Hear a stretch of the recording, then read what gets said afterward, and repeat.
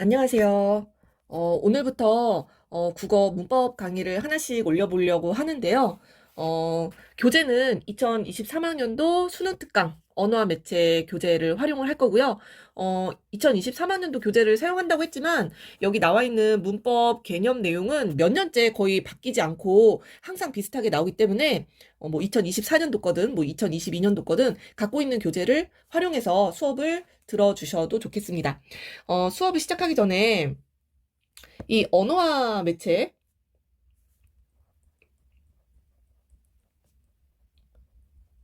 특히 언어에 해당되는 게 이제 문법 문제거든요. 이 문법 문제를 어떻게 공부하면 좋을 것인가, 간단하게 이야기를 해보고자 합니다.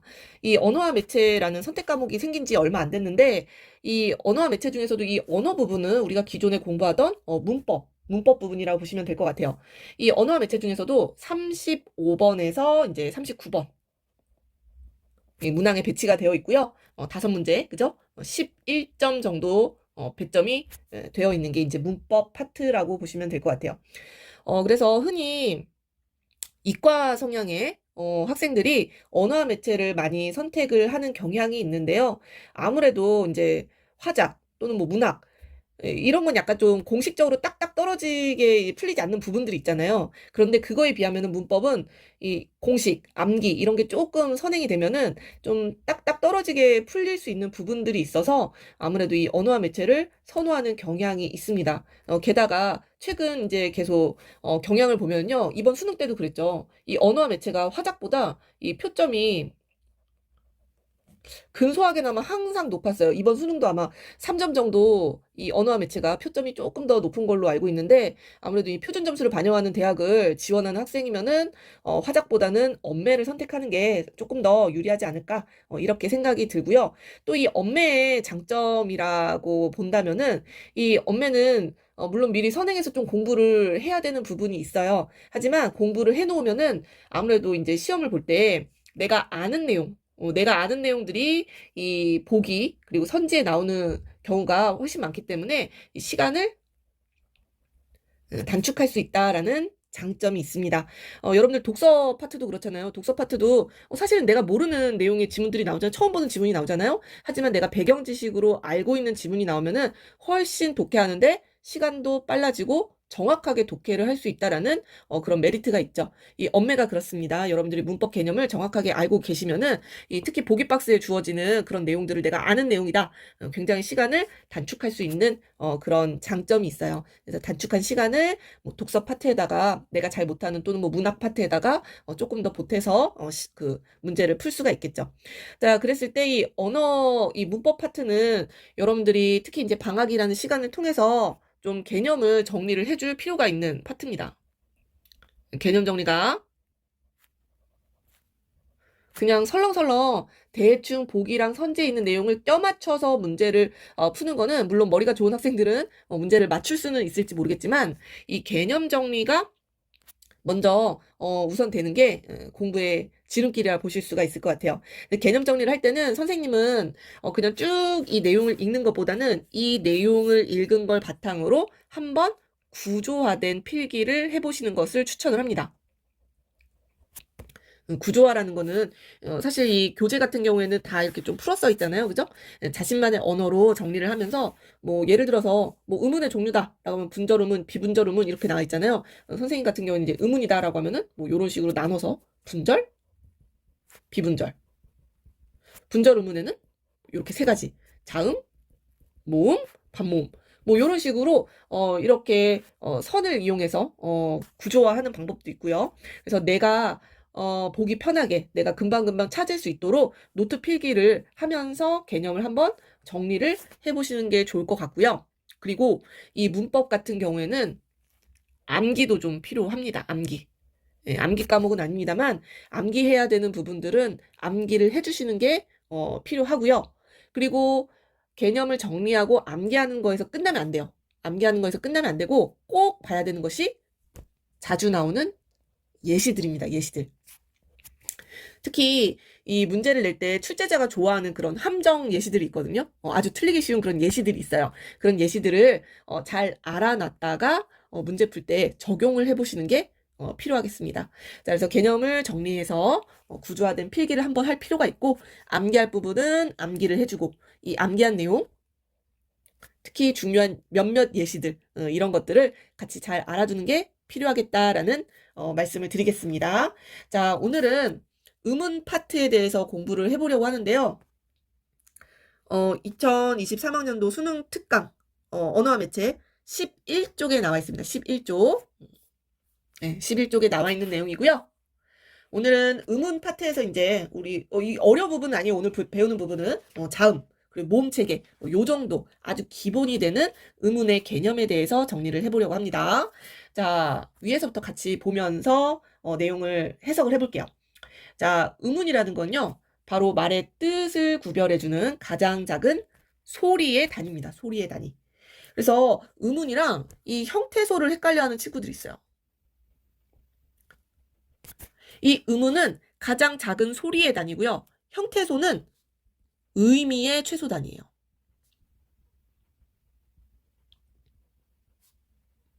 그래서 우리가 뒤에 이제 단어 파트에 가서 형태소, 또 형태소 구분 이런 거에 대해서 배워볼 건데, 형태소는 의미의 최소 단위, 음운은 소리의 최소 단위, 의미를 변별해주는 소리의 최소 단위, 이렇게 기억을 해주시면 될 것 같아요. 자, 여기 예시를 볼게요.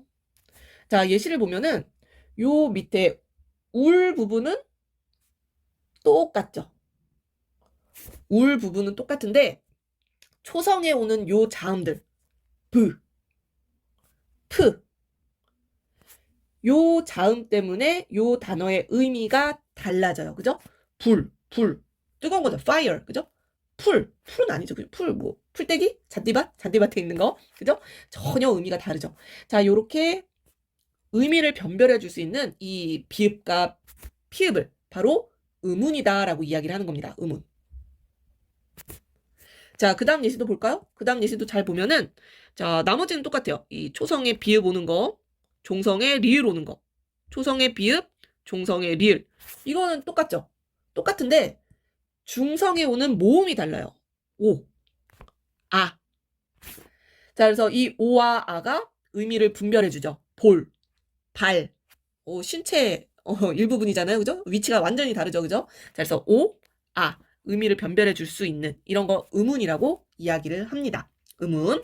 자, 그랬을 때 오른쪽에 조금 더 나아간 설명이 있네요. 자, 최소 대립상이라는 게 있어요. 자, 최소 대립상. 자, 최소 대립상이라는 거는 방금처럼 이제 음운을 구별을 했을 때, 자, 달, 살, 이런 단어들처럼 하나의 의문에 의해서 뜻이 구별되는 단어들의 쌍을 최소 대립상이라고 한다라는 거예요. 달, 살. 바로 요 의문 때문에 디귿, 시옷. 하나의 의문 때문에 의미가 달라지죠. 달, 살. 자, 요런 쌍을 우리가 최소 대립쌍이라고 한다라고 보시면 될 것 같습니다. 자, 그래서 여기에 아까 봤던 여기에 나와 있던 예시들도 다 최소 대립쌍으로 볼 수 있을까요? 맞죠. 그죠? 여기에 나와 있는 예시들도 다 최소 대립쌍이다라고 보실 수가 있겠습니다.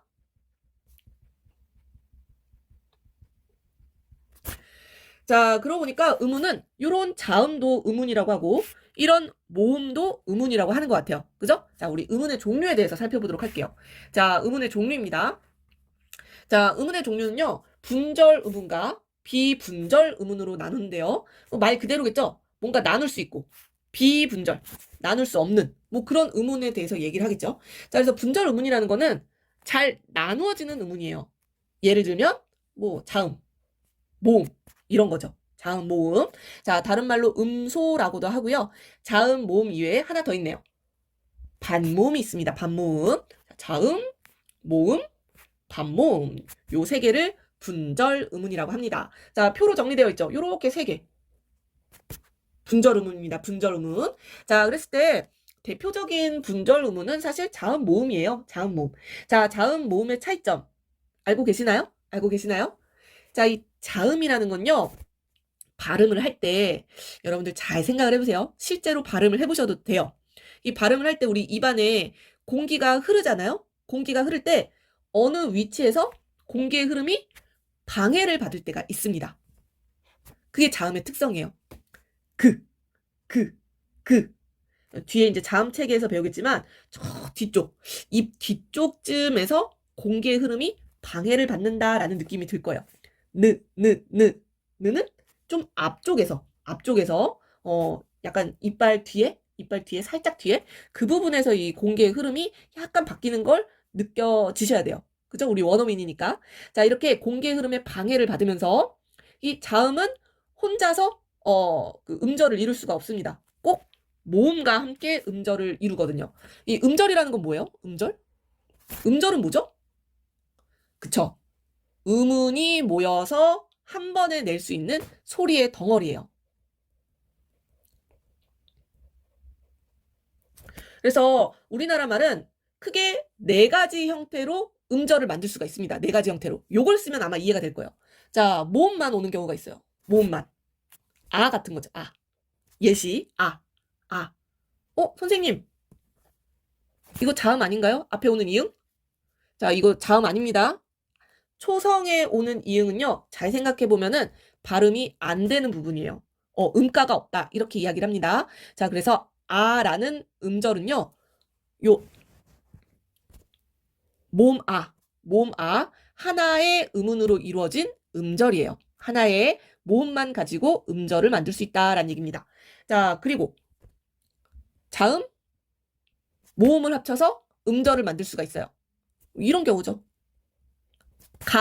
가. 그지? 자음, 모음. 자음과 모음이 만나서 하나의 음절을 이룰 수가 있고요. 자, 이러면 뭐 다 이제 이해가 되죠? 모음과 자음이 만나서 하나의 음절을 만들 수가 있어요. 이 경우는 뭐 이런 거죠? 안. 여기는 음가 없다라고 했죠, 그죠? 음가 없는 부분이에요. 바로 모음과 자음.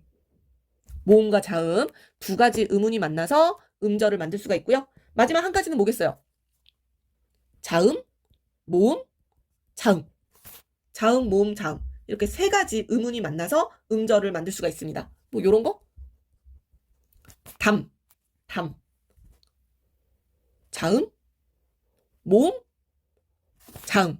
세 가지 음운이 만나서 음절을 만들 수가 있어요. 자, 이렇게 우리나라 말은 음절을 만드는 방법이 총 네 가지입니다. 네 가지. 이거 어렵지 않죠, 그죠? 중학교에서도 배운 내용입니다. 그죠? 네 가지 방법이 있다라는 거.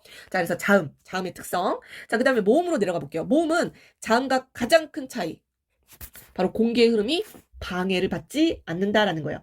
이, 아, 오, 우, 공기의 흐름이 방해를 받지 않습니다. 어느 부분에서 뭐 이렇게 막혔다가 터진다거나 이런 게 없어요. 그리고 발음할 때 이 입술 또는 이 혀의 모양이 고정되느냐, 움직이느냐, 요거에 따라 모음을 두 가지로 나눕니다. 두 가지로. 자, 입술이나 혀의 모양이 고정돼서 움직이지 않는 걸 우리가 단모음이라고 해요. 단모음. 자, 여기 예시들이 나와 있죠? 발음을 해보세요. 오, 우. 이 동그란 입술이 변하지 않습니다. 그죠? 자, 그런데 입술 모양이나 혀의 위치가 달라지는 이중 모음은 자, 발음을 해보세요. 야. 이 야 같은 경우에는 사실 이에서 아로 빠르게 빠르게 이 입술 모양을 바꾸면서 내는 게 바로 야예요. 야. 그죠? 이 야에서 요거 뒤에서 이제 나올 건데 이 모음을 우리가 바로 반모음이라고 부릅니다. 이중 모음을 만들 때 이런 반모음을 사용해서 야, 이어, 요, 유 이런 식으로 이중 모음을 만들 수가 있거든요. 자, 반모음에 대해서 바로 연결해서 보죠. 자, 여기 나와 있잖아요. 반모음. 자, 반모음은 발음할 때 공기의 흐름이 방해를 받지 않으나 요거는 뭐야? 모음의 특징이지. 아이고. 모음의 특징이죠. 그런데 모음과 함께 발음되어야 그제서야 음절을 만들 수가 있어요. 이건 자음의 특징이에요. 아, 모음의 특징 반, 자음의 특징 반. 무슨 양념치킨, 후라이드 치킨 반반. 그게 반모음입니다. 반모음. 그죠? 그래서 모음 반, 자음 반 특징을 두 가지를 다 가지고 있다라고 해서 반모음이라고 불러요. 자, 그랬을 때 우리나라에서는 반모음이 두 가지 종류가 있습니다. 자, 여기 뭐 이상한 그지? 영어 표현이 나와 있네. 자, 이 J처럼 쓰여 있는 걸 우리가 이계 반모음이라고 해요. 바로 요거지, 요거. 이게 반모음이라고 하고, 이 W로 쓰여져 있는 걸 우리가 오, 우, 반모음 이렇게 부르기도 해요. 이 오, 우 반모음은 무엇이냐? 이런 거지. 와 라고 했을 때 와. 이 오, 아는 이 반모음 오에서 아로 빠르게 발음하면서 와. 빠르게 발음하면서 내는 이중모음이란 말이에요. 이중모음. 그랬을 때 여기에 오는 요 오가 반모음이에요. 자, 그래서 분절 음운에는 자음, 모음, 반모음이 있고 이 반모음 같은 경우에는 이개 모음 그리고 오우 모음, 오우개 모음이 있다. 이런 식으로 기억을 해주시면 되겠습니다. 자, 비분절 음운은 별거 없어요. 비분절 음운은 별거 없습니다. 자, 고저, 뭐 높낮이죠. 강약, 뭐 세게 말하냐, 약하게 말하냐, 장달, 길고 짧고. 자, 이런 것이 이제 비분절 음운이라고 하는데 운소라고도 하고요. 자, 우리 현대국어 표준어에서는요. 이 중에 장단만 비분절 음운에 속합니다. 왜냐하면 이 고저나 강약 같은 경우에는 우리말에서는 의미를 변별해주지 못하거든요. 그런데 장단은 의미를 변별해 줄 수 있어요. 물론 요즘에 또 장단도 많이 구별해서 발음하는 사람들이 많이 없어졌습니다만 이런 거죠. 이거 무슨 눈이에요? 어, 아이입니다. 아이. 우리 볼 수 있는 눈이에요. 눈. 이거는 단음이죠. 단음. 짧은 음. 자, 그런데 이렇게 표시되어 있는 거. 요게 이제 장음이죠. 장음. 와, 눈이 내린다. 눈이 내린다. 하얀 눈. 그죠? 하늘에서 내리는 그런 눈. 자, 이렇게 장음인 경우에는 하늘에서 내리는 눈이라는 거예요. 자, 이렇게 의미가 변별되기 때문에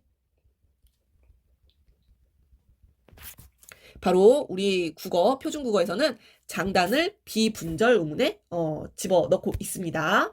자, 오른쪽에 몇몇 설명 조금 더 볼게요. 반모음에 대한 설명 나오네요. 자, 아까 선생님이 설명해 줬다시피 자, 이 반모음은요. 이 공기의 흐름이 방해를 받지 않는다라는 점에서 모음이랑도 비슷하고 이 홀로 발음될 수 없고 이 다른 모음이랑 함께 발음이 돼야 돼요.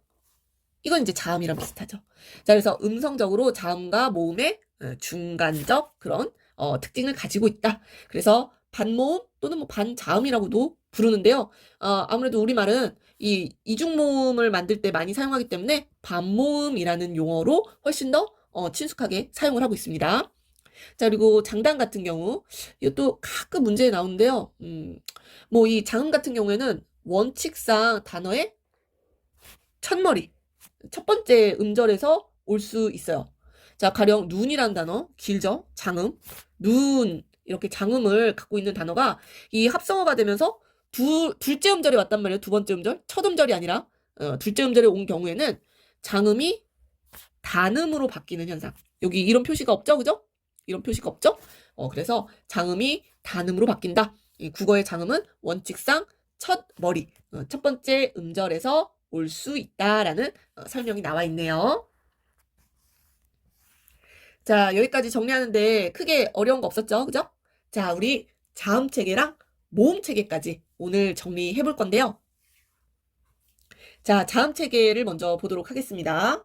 자, 자음 체계는 크게 일단 두 가지로 소리를 나누어서 정리를 할 수 있어요. 아마 이 표를 많이 봤을 거예요. 어디서 많이 봤을 거예요. 그죠? 자, 바로 첫 번째는 이 공기 흐름에 방해가 일어나는 자리, 조음 위치라고 하거든요. 어디에서 방해가 일어나느냐? 이 조음 위치. 자, 그리고 방해가 일어나는 방식, 조음 방법에 따라 크게 나눕니다. 요런 식으로 나누었죠. 그래서 조음 위치.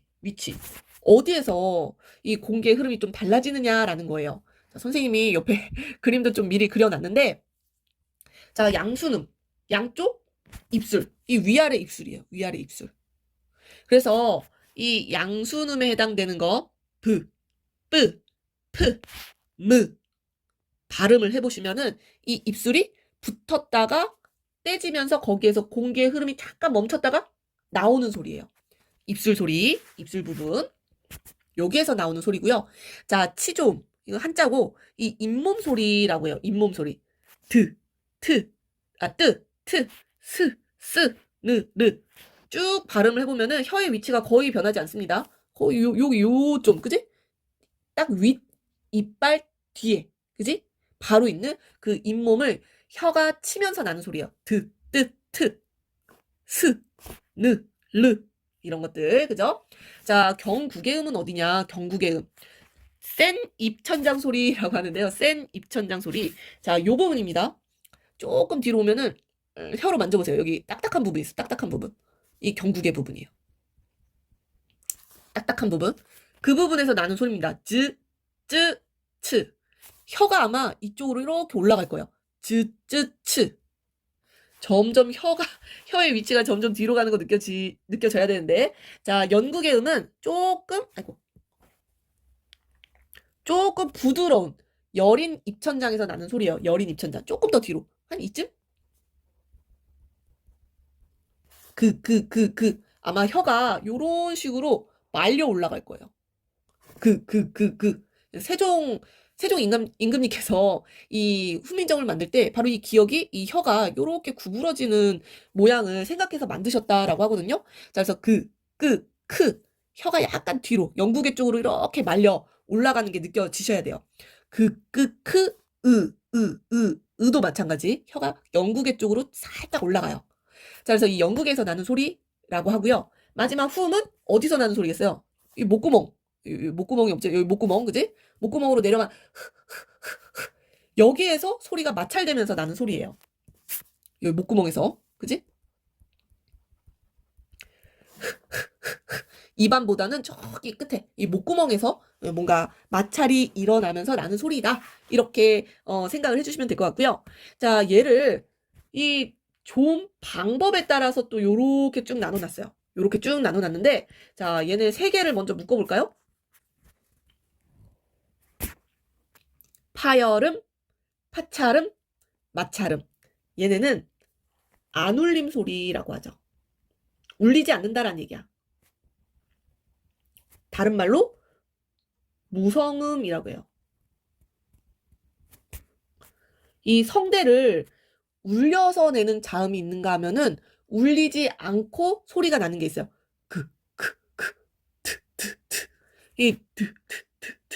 이게 성대를 만져보면은 울리지가 않거든요. 자, 그런데 비교를 해보세요. 이 비음과 유음은 울림 소리예요. 울림 소리. 유성음이라고 하죠. 얘네는 성대 부분을 울려서 내는 소리예요. 얘네 네 개는 외워주는 게 좋죠. 외워주는 게 좋습니다. 외우는 방법 여러 가지 있잖아요. 뭐 노란 양말 뭐 이렇게 외우는 사람도 있고 마누라야 뭐 이런 식으로 외우기도 하고. 자, 그래서 이 네 가지가 울림 소리예요. 르, 울려서 나는 소리라고 보면 되겠고요. 이 울림 소리는 요 네 개의 자음 플러스 모음이 여기에 속합니다. 모음. 이 모음은 울림 소리에 해당되기 때문에 어차피 우리 말은 음절을 만들려면은 이 모음이 있어야 되거든요. 아까 음절 만드는 방법 네 가지 배웠잖아요. 모음이 항상 있어야 돼요. 모음이. 그래서 뭐 음절의 개수는 모음의 개수와도 같다. 이렇게도 얘기를 하는데, 자, 이 모음은 울림 소리에 속한다라고 보시면 될 것 같습니다. 자, 그러면은 파열음이 뭐냐? 파열음은 말 그대로 파열, 막혔다가 터지는 거예요. 공기가 살짝 막혔다가 브, 입술 부분에서 터지면서 나는 소리고요. 이 마찰음은 이 좁은 통로 사이로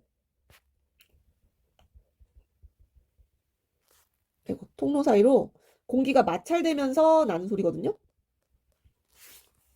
그래서 시옷을 발음해 보면은 이 혀가 굉장히 이렇게 입을 닫혀지면서 이 혀 사이로 이 공기가 마찰되는 게 느껴지실 거예요. 그래서 이 좁은 그 길을 이 공기가 나가다 보니까 약간 마찰되는 그런 특징이 있는 소리고요. 파찰음은 파열음과 마찰음의 중간이라고 보시면 돼요. 중간. 약간 과도기적인 그런 특징을 갖고 있습니다. 그래서 츠 마찰되는 것 같으면서도 막혔다가 터지는 소리. 파열의 특징, 두 가지 특징을 다 가지고 있다라고 보시면 좋을 것 같아요. 자, 그래서 우리말은 또 이렇게 기본 예사 소리가 있고 이게 얼마나 소리의 강도가 세냐에 따라서 된 소리, 끄, 거센 소리, 크, 예사, 된, 거센 이렇게 세 가지로 나뉘는 의문이 있지요. 두 가지로 나눠지는 의문도 있습니다. 바로 시옷, 쌍시옷, 스 이렇게 두 가지로 나누어지는 경우도 있습니다. 그래서 요 표는 외우기보다는 이해를 해주는 게 더 나을 것 같아요. 이해를 좀 해주면은 좋을 것 같고요. 아, 비음이랑 유음에 대해서 얘기를 안 했네요. 이 비음은 이 비가 뭐예요? 코예요, 코. 우리가 코 막히면 어디가? 이빈 후가에 가잖아요. 이빈 후가. 그 비가 코를 의미하는 한자입니다. 코를 의미하는 이 비음은 코에서 나는 소리예요. 코에서 잘 느껴보면은 공기가 입에서 흐르는 게 아니라 코에서 흘러서 나온다라는 걸 느껴지셔야 돼요. 그랬을 때 이 코를 막으면은 소리가 또 이상하게 나거든. 코를 막으면 코맹맹이 소리가 나는 게 바로 비음이에요. 그래서 코에서 나는 소리. 유음은 이 유가 흐르다라는 뜻이거든요. 이 공기가 이 혀의 양옆으로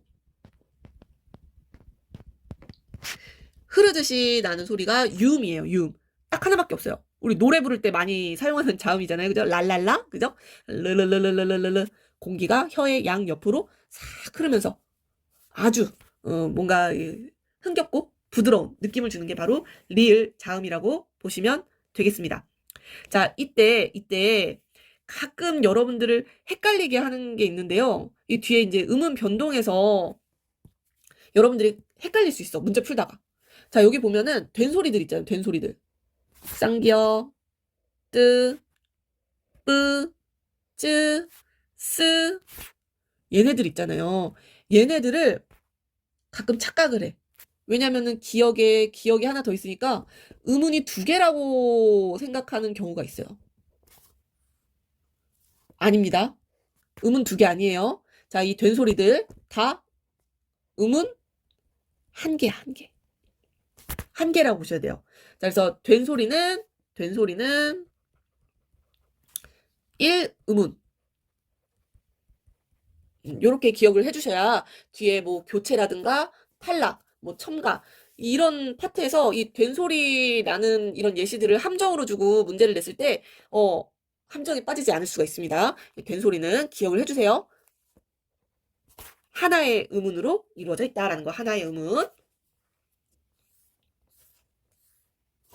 자, 마지막으로 모음에 대해서 살펴보도록 하겠습니다. 모음.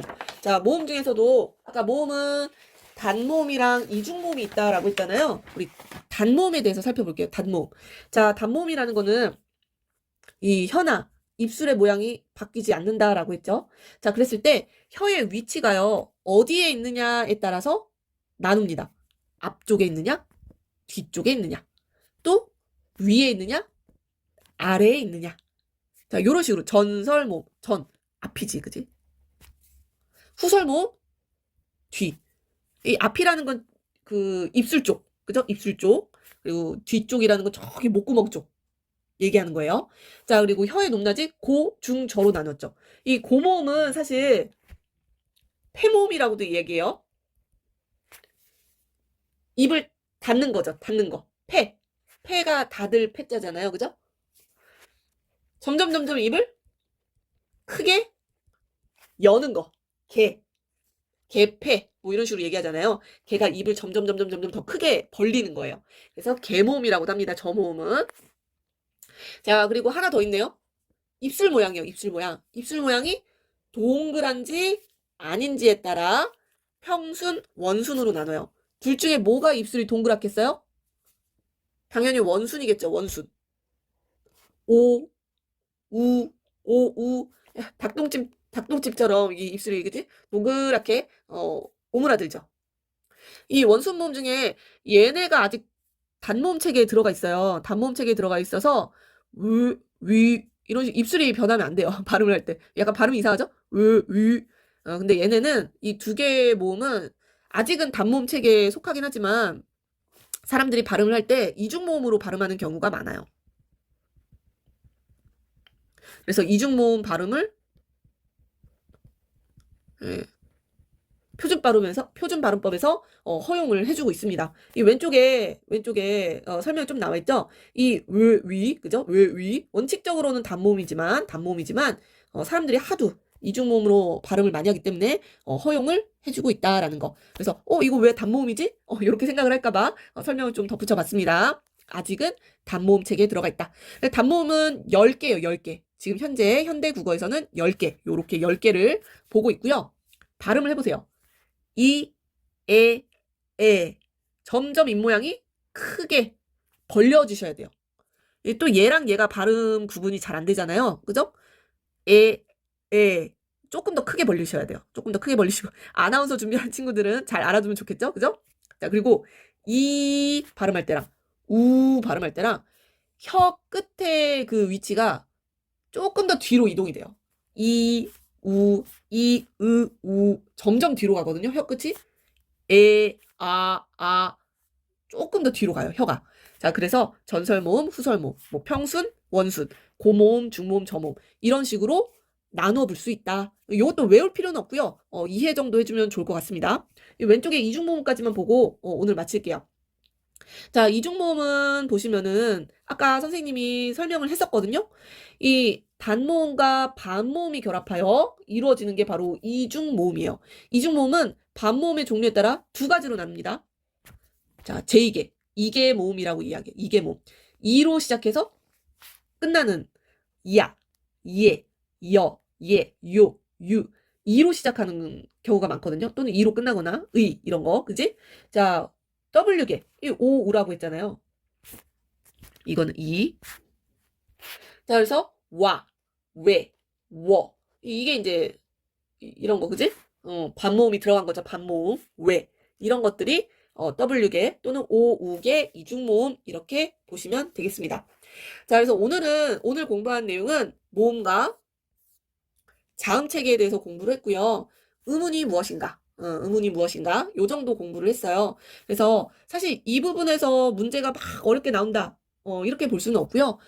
아주 의문 파트 중에서도 가장 기본 내용들을 공부했다라고 봐주시면 되겠습니다. 다음에 찍을 영상에서는요. 의문 변동에 대해서 이야기를 할 거거든요. 사실 오늘 배운 내용은 이 의문 변동을 공부하기 위한 전초전이었다. 이렇게 보시면 좋을 것 같아요. 이 의문 변동이 사실은 시험 문제 내기도 좋고 까다롭고 어려운 부분입니다. 자, 그래서 의문 변동 부분 다음 시간에 배우도록 할게요. 자, 오늘은 여기까지 하겠습니다.